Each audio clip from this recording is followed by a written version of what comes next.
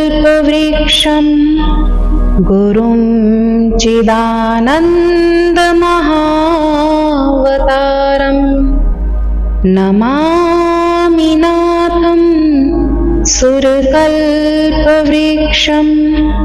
गुरुं चिदानन्दमहावतारम् नित्यं हि विज्ञानमनन्तरूपं परात्परं श्रीब्रह्म स्वरूपं नमामि नाथं सुरकल्पवृक्षं गुरुं चिदानन्दमहावतारम् जगन्निवासं जगदादिमूलं ज्ञातमेकं परमात्मसंगं जगन्निवासं जगदादिमूलम् अज्ञातमेकं परमात्मसंगं तेजोमयं निष्कलतत्त्वभावं क्रियाविहीनं परमं निरञ्जनं नमामि नाथं सुरकल्पवृक्षं गुरुं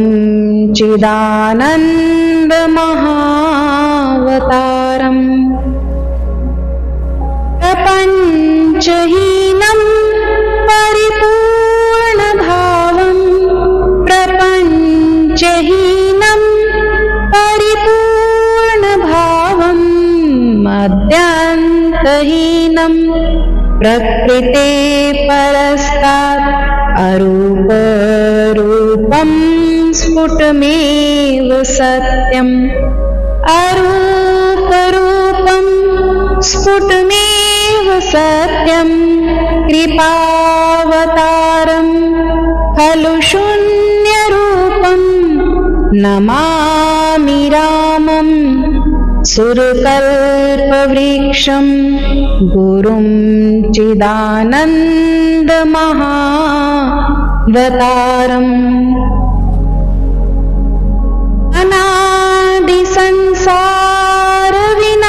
अनादिसंसारविनाशबीजं परं पवित्रं परगोचरं गुरुं शिवाभिधं केवलनाममन्त्रा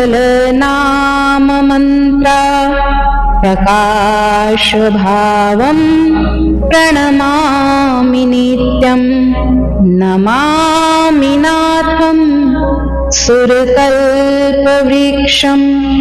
गुरुं चिदानन्दमहावतारम् अणोरणीयान् महतो महीयान् पश्यन्ति त्वामादिविदश्च सर्वे अणोरणीयान् महतो महीयान् पश्यन्ति त्वामादिविश्वे यज्ञानजं लोचनमेव सत्यं प्रविष्ट सत्त्वैनाथ सत्यं नमामि नाथं सुरकल्पवृक्षं गुरुं चिदानन्दमहावतारम् असार संसार समुद्रनावं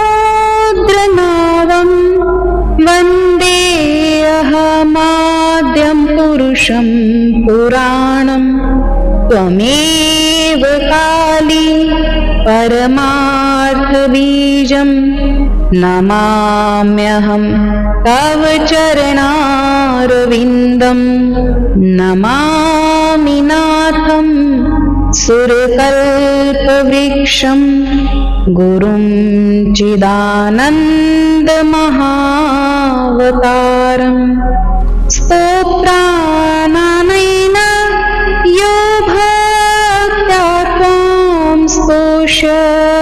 च साधक प्रातर्मध्याह्न सायान्तस्य मुक्तिप्रदा भव।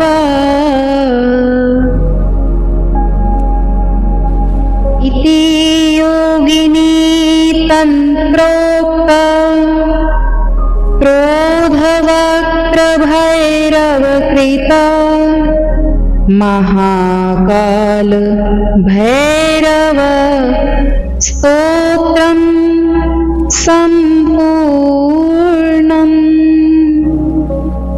नमामि नाथं सुरकल्पवृक्षं गुरुं चिदानन्दमहावतारम्। नमामि नाथं सुरकल्पवृक्षं गुरुं चिदानन्दमहावतारम्। नित्यं हि विज्ञानमनन्तरूपं परात्परं श्रीब्रह्म स्वरूपं। नमामि नाथं सुरकल्पवृक्षं गुरुं चिदानन्दमहावतारम्। जगन्निवासं जगदादिमूलं ज्ञातमेकं परमात्मसंगं। जगन्निवासं जगदादिमूलम् अज्ञातमेकं परमात्मसंगं। तेजोमयं निष्कलतत्त्वभावं क्रियाविहीनं परमं निरञ्जनं। नमामि नाथं सुरकल्पवृक्षं गुरुं चिदानन्दमहावतारम्। प्रपञ्चहीनं परिपूर्णभावं प्रपञ्चहीनं परिपूर्णभावं मद्यन्तहीनं प्रकृते परस्तात् अरूपरूपं स्फुटमेव सत्यम्। अरूपरूपं स्फुटमेव सत्यं। कृपावतारं खलु शून्यरूपं। नमामि रामं सुरकल्पवृक्षं गुरुं चिदानन्दमहावतारम्। अनादिसंसारविनाशबीजं परं पवित्रं परगोचरं गुरुं शिवाभिधं केवलनाममन्त्रा प्रकाशभावं प्रणमामि नित्यं। नमामि नाथं सुरकल्पवृक्षं गुरुं चिदानन्दमहावतारम्। अणोरणीयान् महतो महीयान् पश्यन्ति त्वामादिविदश्च सर्वे। अणोरणीयान् महतो महीयान् पश्यन्ति त्वामादिविश्वे। यज्ञानजं लोचनमेव सत्यं प्रविष्ट सत्त्वैनाथ सत्यं। नमामि नाथं सुरकल्पवृक्षं गुरुं चिदानन्दमहावतारम् असार संसार समुद्रनावं वन्देऽहमाद्यं पुरुषं पुराणं त्वमेव काली परमार्थबीजं नमाम्यहं तव चरणारविन्दं नमामि नाथं सुरकल्पवृक्षं गुरुं चिदानन्दमहावतारम् स्तोत्रानानेन यो भक्त्या त्वां स्तोष्यति च साधक प्रातर्मध्याह्न सायान्तस्य मुक्तिप्रदा भव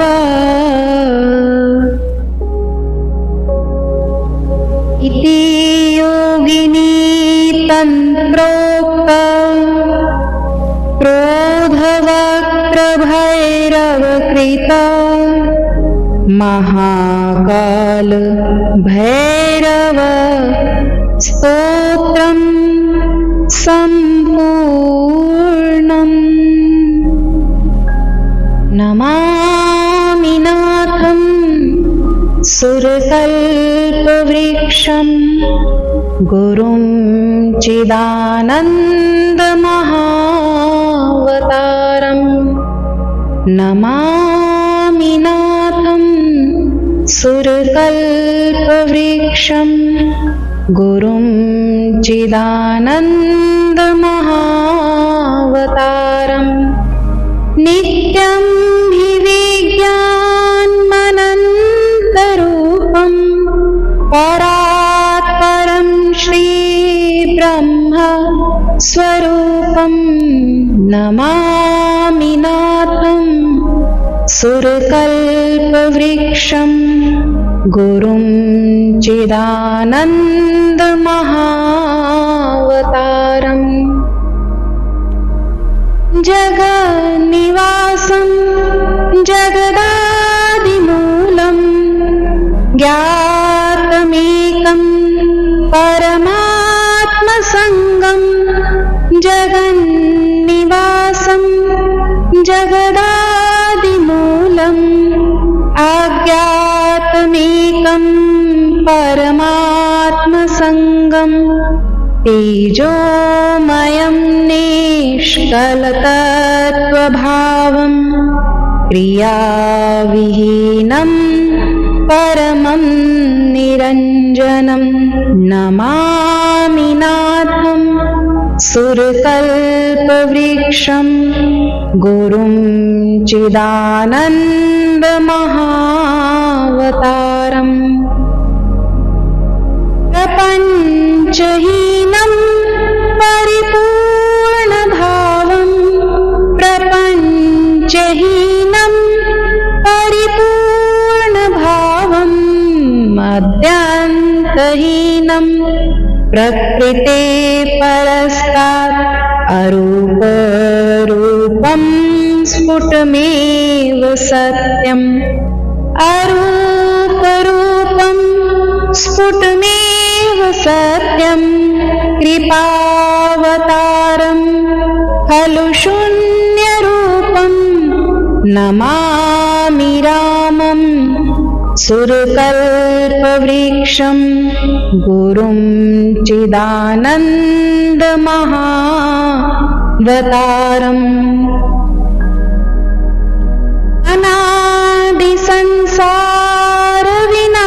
अनादिसंसारविनाशबीजं परं पवित्रं परगोचरं गुरुं शिवाभिधं केवलनाममन्त्रा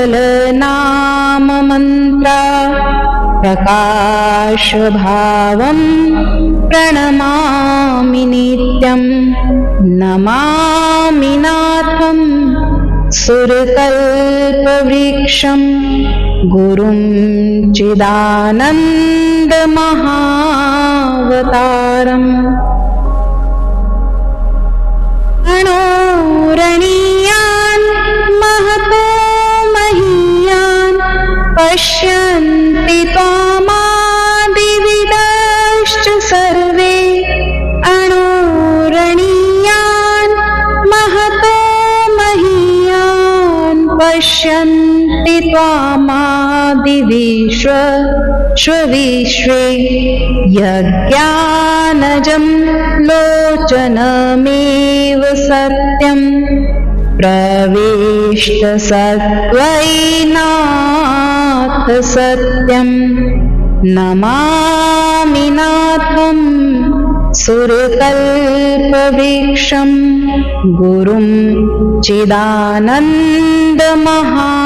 चिदानन्दमहावतारम् असार संसार समुद्रनावं वन्देऽहमाद्यं पुरुषं पुराणं त्वमेव काली परमार्थबीजं नमाम्यहं तव चरणारविन्दं नमामि नाथं सुरकल्पवृक्षं गुरुं चिदानन्दमहावतारम् स्तोत्रानानेन यो भक्त्या त्वां स्तोष्यति च साधक प्रातर्मध्यान् सायान्तस्य मुक्तिप्रदा भव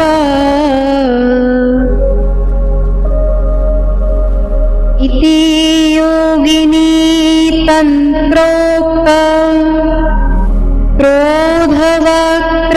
क्रोधवक्त्रभैरवकृत महाकाल भैरव स्तोत्रं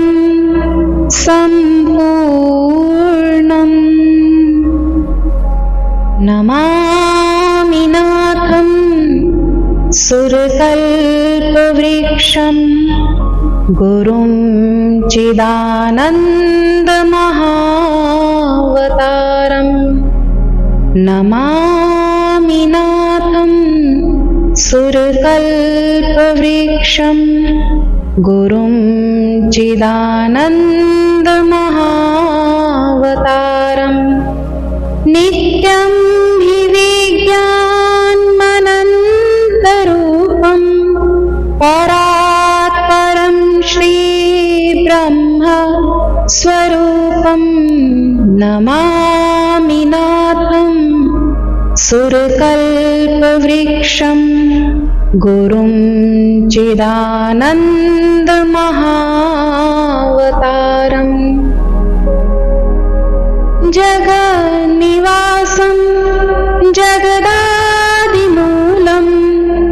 ज्ञातमेकं परमात्मसंगं जगन्निवासं जगदादिमूलम् अज्ञातमेकं परमात्मसंगं तेजोमयं निष्कलतत्त्वभावं क्रियाविहीनं परमं निरञ्जनं नमामि नाथं सुरकल्पवृक्षं गुरुं चिदानन्दमहावतारम् प्रपञ्चहीनं परिपूर्णभावं प्रपञ्चहीनं परिपूर्णभावं मद्यान्तहीनं प्रकृते परस्तात् अरूपरूपं स्फुटमेव सत्यम् अरूपरूपं स्फुटमेव सत्यं कृपा